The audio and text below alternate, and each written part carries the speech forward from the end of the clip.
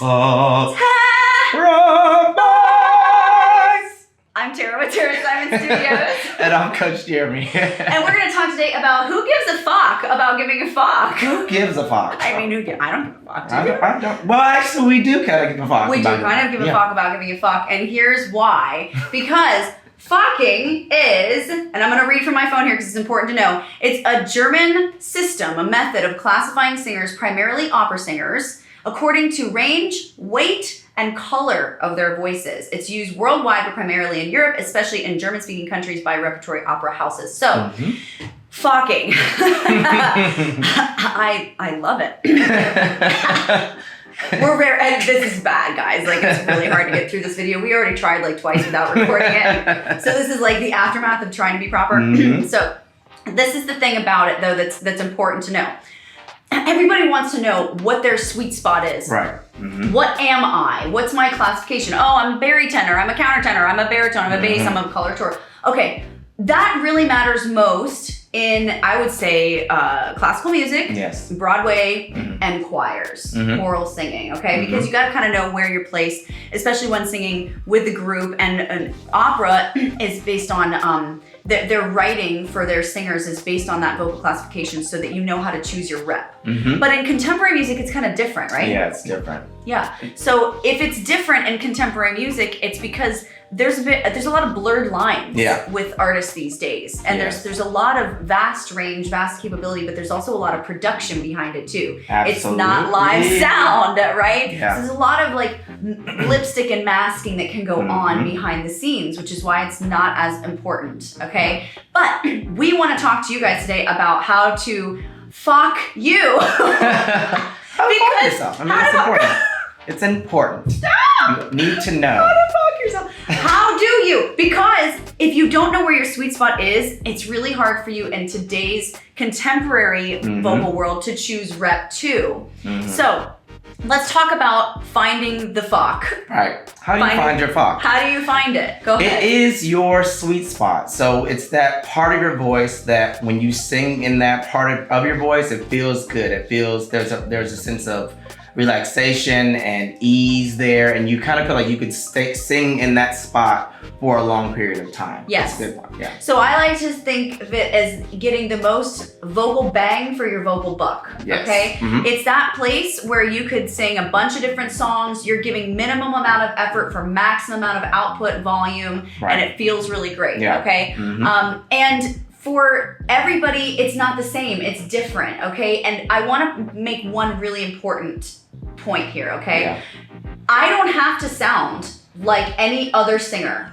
I don't have to have the same range or sweet spot as any other singer. I may like other singers, but just because I like them doesn't mean I have to be like them or I am less than. Yes, absolutely. And I think a lot of people, when getting real with their voices, it's like the girl who so wants to be a size 4, but she just is not. She's an 8. And you know what? Own the 8. Own the 8, Own yes. the 8. Don't buy that size 4, girl. You are not going to fit in that dress. You're not going to be able to breathe. You're going to miss out eating that burger that night. You're like already so sucked in, right? Just own the 8. Yeah. So this is about owning your 8 vocally, so to speak. So what we did in our intro, the What's Up Terabytes, it sounded absolutely crazy as heck, right? What we did was actually a vocal example of what things should sound like in your sweet spot, Faching, okay? So I sang a high C on, and that's my I guess Fach in vocal classification terms. That's my sweet spot in my head voice, okay? I love high C, it's my favorite, okay? I can go higher, I can go lower, but high C is my fave. So we start on that.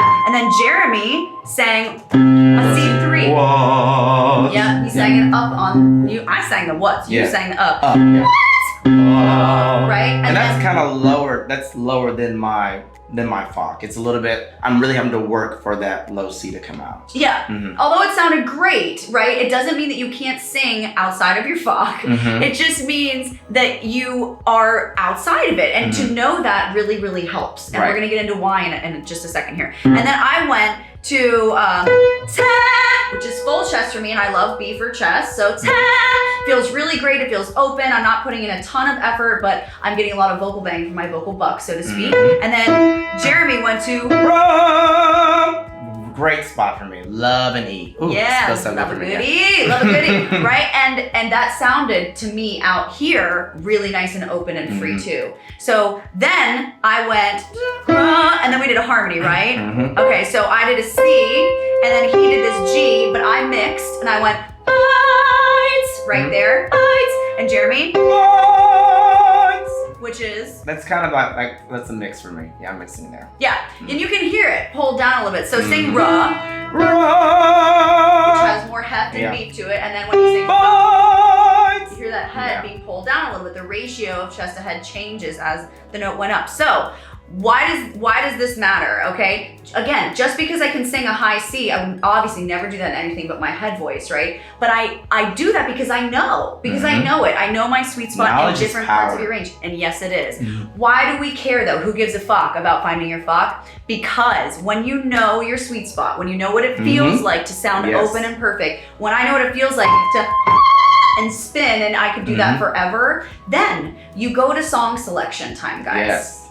Yeah. And this is really where the rubber meets the road. This is why when you listen to a singer on the radio, you're like, oh, it sounds so nice. I want to sing like that because they're singing in their sweet spot, okay? They know what fits their voice best, right? Absolutely. They know how to pick that perfect outfit vocally and just rock that sucker. And it's the right size, it's the right color, it's all of those things, right? But vocally speaking, I think a lot of us get stuck in the weeds of loving something or someone so much. And we want to emulate it, and it doesn't matter to us if it's outside of our sweet spot or not. We're just gonna do it. Right. And that costs you a lot more sometimes. A lot more vocally. And by the way, it costs the listener too, because it's not as nice to hear. Yes, it is. It's not as pleasing. Out here, guys, when we hear students come in here singing Beyonce when they should be singing like a Stevie Nicks song, or something, we're like, you know, it's not that you can't, but you shouldn't. And it's okay to try. But see, trying to expand range and trying to sing and stretch your voice is not for songs, actually. It's really more for vocal exercises. Right. That's where the vocal gym comes into place. That's where the work is done. The song is the application. Absolutely. By then, you should know your sweet spot, and any deviation from it should be calculated, you know, so that you can get back to where you are most comfortable. Yes. And so we're not saying don't challenge yourself. We're saying know who you are, because everyone's wanting their own sound too. This is how it starts. It starts by being true to yourself, being true to that fuck. Absolutely.